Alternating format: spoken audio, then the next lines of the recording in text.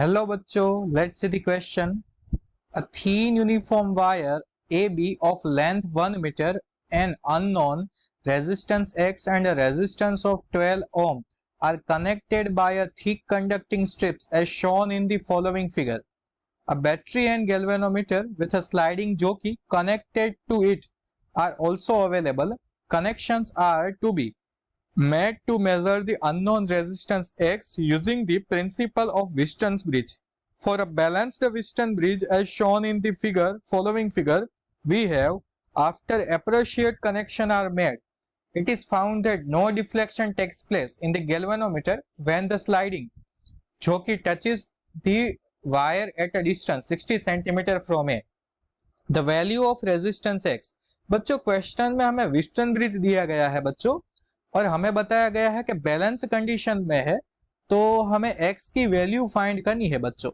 तो सबसे पहले तो हम यहाँ पर की कॉन्सेप्ट लिख लेते हैं बच्चों कि यहाँ पर कौन सा की कॉन्सेप्ट यूज होगा। तो सिंपल जो क्वेश्चन में दिया गया है वही कौन सा की कॉन्सेप्ट आएगा बच्चों, तो वो आ जाएगा व्हीटस्टोन्स ब्रिज। क्या आ जाएगा बच्चों? व्हीटस्टोन्स ब्रिज। और व्हीटस्टोन ब्रिज में जो नल पॉइंट है उसके लिए हमारे पास क्या फॉर्मूला है बच्चों, तो R1 divide by R2 is equal to L1 divide by 100 minus L1। Clear? L1 divide by क्या आ जाएगा बच्चों?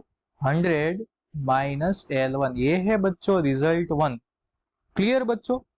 अब क्या करेंगे हम, तो सबसे पहली चीज कि हमारे पास बच्चों हमारे पास R1 तो अवेलेबल है, तो हम यहाँ पर गिवन डाटा लिखते हैं बच्चों। R1 कितना है बच्चों, तो आप देख सकते हो सर्किट में हमें 12 ओम बताया गया है। क्लियर बच्चों? 12 ओम।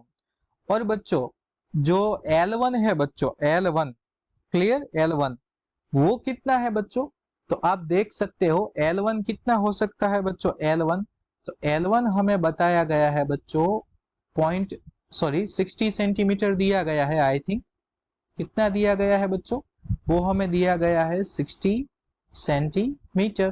क्लियर बच्चों? तो 100 माइनस L1 कितना हो जाएगा, 100 माइनस L1 वो हो जाएगा बच्चों 40 सेंटीमीटर। हमें क्या फाइंड करना है बच्चों, R2 जो है उसे नाम दिया गया है बच्चों X दिया गया है। क्या है बच्चों? X, जो कि हमें फाइंड करना है बच्चों। तो अब सिंपल है, हम इक्वेशन 1 का यूज कर लेंगे बच्चों यहाँ पर। तो मैं यहाँ पर लिख देता हूं बच्चों, using equation 1 we can say that R1 divide by R2 is equal to क्या हो जाएगा बच्चों, L1 divide by 100 minus L1। Clear बच्चों? सारी वैल्यूज हमारे पास अवेलेबल है बच्चों। R1 कितना है हमारे पास 12, और ये कितना है बच्चों X, ऊपर आ जाएगा बच्चों 60, यहाँ पर आ जाएगा बच्चों 40। क्लियर बच्चों? So final answer X is equal to कितना आ जाएगा बच्चों, 8 ओम, जो अननोन रेजिस्टेंस है। क्लियर बच्चों? तो यहाँ पर हमें आंसर मिल गया है बच्चों। Clear? So here we found the value of unknown resistance X in the given circuit. So बच्चों our key concept will lead us to the correct answer, and correct answer is option B, 8 ohm. So I hope बच्चों you all understood it well. Best of luck.